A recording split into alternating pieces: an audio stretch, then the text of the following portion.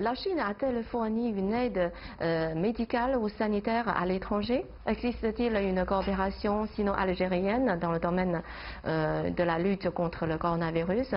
La Chine a fourni une importante aide, je vous ai dit, le gouvernement central, un certain nombre de gouvernements provinciaux, des provinces, des autorités locales, des entreprises chinoises, je vous ai dit même des particuliers, c'est-à-dire des personnes, des individus chinois ont apporté une importante aide à l'Algérie et cette aide en matériel, en équipements médicaux a été importante et précieuse et à côté de cette aide, l'Algérie et la Chine ont mis un certain nombre de connexions et de liaisons entre les experts médicaux algériens et les experts chinois à travers des vidéoconférences qui ont permis aux experts médicaux algériens de tirer des enseignements de l'expérience chinoise, d'échanger avec leurs collègues chinois et pour arriver bien sûr à des résultats, comme je vous l'ai dit, qui ont permis de stabiliser la situation en Algérie. Je dois aussi préciser que l'Algérie, lorsqu'elle a apporté son aide, elle l'a apporté rapidement parce que la province qui était touchée, c'est la province du Hubei.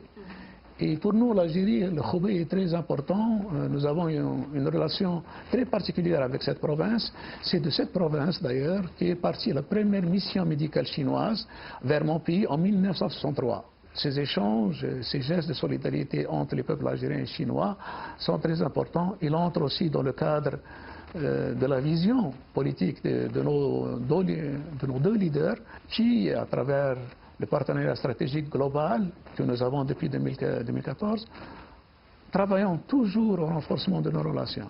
Mais certains médias ont prétendu que la Chine voulait exporter son modèle chinois par le biais des fournitures médicales et son aide internationale dans la lutte contre le coronavirus. Est-ce que vous partagez ce point de vue? Mon pays, l'Algérie, a été ciblé, malheureusement, justement concernant l'aide chinoise fournie à l'Algérie, elle a été la cible d'un certain nombre de médias, et surtout d'un média européen qui a apporté des propos mensongers et diffamatoires contre mon pays. Et l'Algérie a été dans l'obligation d'apporter des protestations formelle à ces affirmations et même aussi d'engager des mesures diplomatiques et juridiques envers ces médias. Tout ça pour vous dire que l'aide fournie par la Chine à un certain nombre de pays est mal vue par d'autres pays.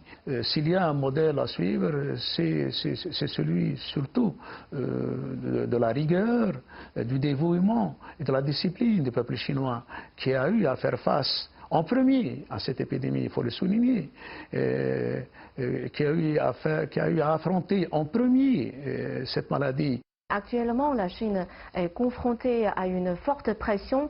Elle doit se protéger contre la crise des cas importés depuis l'étranger. Et depuis ces derniers temps, le gouvernement a pris une série de mesures pour lutter contre ces cas importés. Et aussi, certains médias en ont profité pour tenter de déstabiliser les relations sino-africaines. Quel est votre point de vue sur cette affaire? Et nous avons eu à constater en fait que ce qui était rapporté par les médias étrangers était faux, dans le sens où peut-être ce qui est édicté par les autorités provinciales est mal compris par un certain nombre de médias et surtout il est pris par ces médias pour être détourné, pour en faire en sorte des éléments de divergence entre les Africains et les Chinois. Il est certain que la coopération sino-africaine, aussi bien sur le plan bilatéral, c'est entre la Chine et chacun des pays africains, que sur le plan multilatéral dans le cadre du forum sino-africain, fait en sorte d'attirer beaucoup d'envie et beaucoup de jalousie.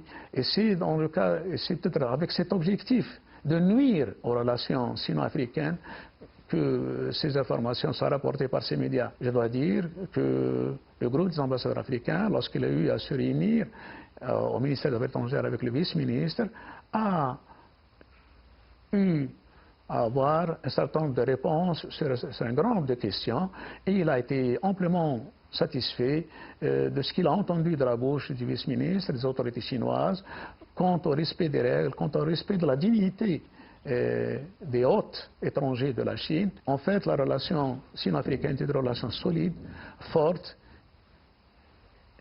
qui est appelée à se développer encore plus à l'avenir.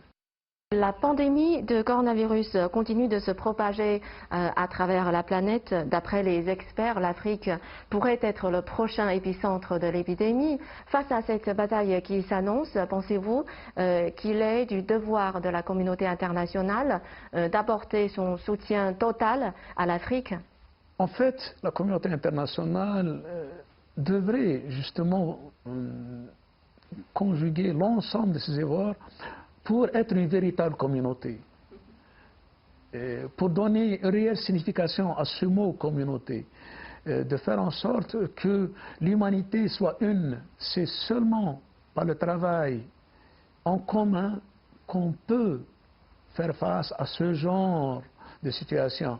Le gouvernement chinois vient d'annoncer la date des 2 sessions avec 2 mois de retard. Donc, quelles sont vos attentes envers les 2 sessions de 2020 dans ce contexte si particulier? Il est certain que les 2 sessions qui vont venir prochainement seront très importantes. Elles auront certainement à examiner la situation de la Chine après cette épidémie. Elles auront à prendre des décisions pour faire en sorte que l'économie chinoise redémarre avec encore plus de force et plus de rigueur et plus de vigueur même, pour faire en sorte de dépasser cette épreuve. Et bien sûr, comme il est certain, toutes les décisions qui seront prises auront des conséquences importantes pour la Chine et auront bien sûr des conséquences importantes pour tous les autres pays du monde. Je suis sûr qu'elles seront d'une certaine manière, et vu les circonstances, des sessions mémorables.